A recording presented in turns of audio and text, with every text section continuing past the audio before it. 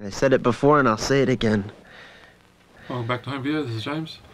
So today we're having a look at the 80s classic Ferris Bueller's Day Off. Life moves pretty fast. You don't stop and look around once in a while. You could miss it. The movie's about Ferris Bueller, who he's basically run out of having days off. He's used up all his sick days and he has to come up with extreme ways of getting the day off.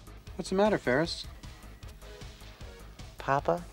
Honey, feel his hands. They're cold and clammy. So he pretends to be sick and his parents let him have the day off. Honey, you're not going to school like this now. Oh, fine. What's this? What's his problem? Jennifer Grey plays Ferris Bueller's sister in this, and she's constantly trying to thwart his plans, trying to stop him and trying to catch him out. You get to school. Wait, you're letting him stay home? I can't believe this. If I was bleeding out my eyes, you guys would make me go to school. This is so unfair. And he gets his best friend to help him out with his plan by borrowing his best friend's dad's Ferrari. The 1961 Ferrari 250 GT, California. They basically take a tour of Chicago and enjoy what Chicago has to offer.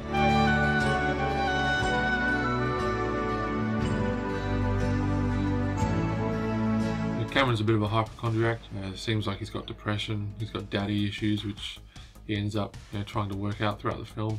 Matthew Broderick's character, Ferris, he's a bit of a dick in this film. If you're not over here in 15 minutes, you can find a new best friend.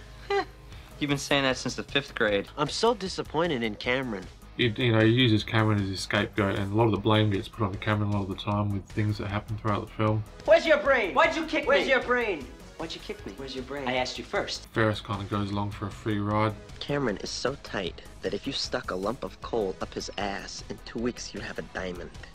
He's kind of like a privileged white boy, but that's beside the point. The film is a fun kind of a romp. He does whatever he wants, As long as I've known him, everything works for him. whenever he wants, He's very cool. and he never gets nailed. I really enjoyed Jeffrey Jones's role as the principal in this movie. It's one of the key factors actually that keeps this movie moving forward, is just watching him and his ways about trying to catch Ferris Bueller out. It's really fun to watch. I don't trust this kid any further than I can throw him. Well, with your bad knee, Ed, you shouldn't throw anybody. I mean, the principal, his biggest crime is he just wants Ferris to go to school. What is so dangerous about a character like Ferris Bueller is he gives good kids bad ideas. I don't see what the big problem is with that. So essentially, Ferris Bueller is the antagonist in this. Last thing I need at this point in my career is 1,500 Ferris Bueller disciples running around these halls. Although the principal is a bit of a douchebag, you kind of root for Ferris Bueller even though the principal is actually wanting the best for Ferris. So I don't know why Ferris gets all the praise for this, but like I said, you don't have to think too hard about this. Just go into it and just enjoy the ride. Like Ferris does when he's in Cameron's Ferrari. And we won't go into what happened with Jeffrey Jones. You all know the deal, but we'll just skip past that because we'll keep this PG. Nostalgia plays a big part in this. There's a lot of classic 80s tropes here, a lot of things that went on in the 80s. Foul territory. When we were at the ballpark, we did the lines, and then he'd say, just do something to take us out, And so I started doing this stuff. It was something that the kids in the neighborhood used to do when I was a kid, when they played ball, and they would say, he can't hit, he can't hit, he can't hit, he can't swing. Hey! Swing, bada. He can't hit, he can't hit, he can't hit, he can't hit, he can't hit, swing, bada. You've got electronic synthesizers that Ferris uses to call in sick. This is my 9th sick day this semester. It's getting pretty tough coming up with new illnesses. Are you upset?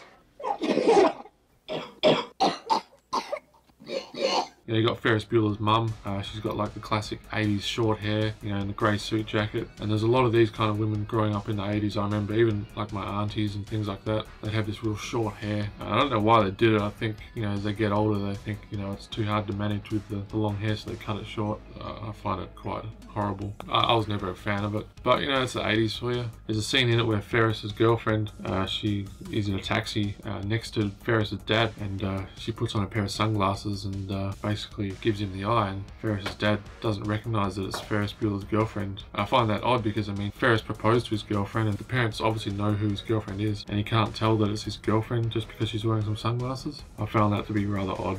But like I said, you just don't have to think too hard with this movie. There was actually a parade going through the streets of Chicago. It just turned out that right in the middle of our shooting was this parade, a huge parade And so the city said, here are the people to talk to. They were thrilled. They said, yeah, we'll let you shoot it. The parade is certainly something I'll remember forever. Nobody had any idea what was going on, but they just shot it, and then they went and just filmed all the other little bits and pieces to tie in with it later on. But I thought it was quite good use of filmmaking. You know, adds production value to the movie because there's just thousands of people in this parade. Hey! What are you doing? Paul McCartney let the muse twist and shout for this movie, but he wasn't a fan of the brass section that was playing in it.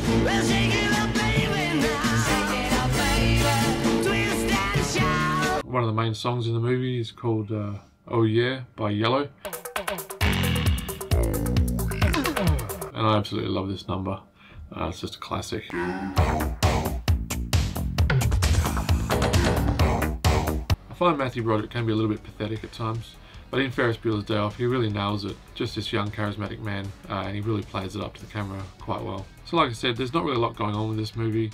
You just got to take it for what it is. It's quite a good comedy, and for me it's just big nostalgia for the 80s growing up as a kid. So I'm going to give Ferris Bueller's Day Off 4 stars. Bueller. Bueller. Bueller. Leave a comment, guys. Let us know what you think of Ferris Bueller's Day Off. Let us know if you enjoyed it. Thanks for watching. Like Ferris Bueller says, you know, life moves pretty fast. If you don't stop and look around once in a while, you could miss it. So that's why I recommend subscribing to the channel, and you can see more of these videos every time we post them. Alright guys, this is James signing off from the Home Video Channel. I'll see you next time. Bueller. Ferris Bueller. Ferris Bueller's Day Off. Because life is too beautiful a thing to waste.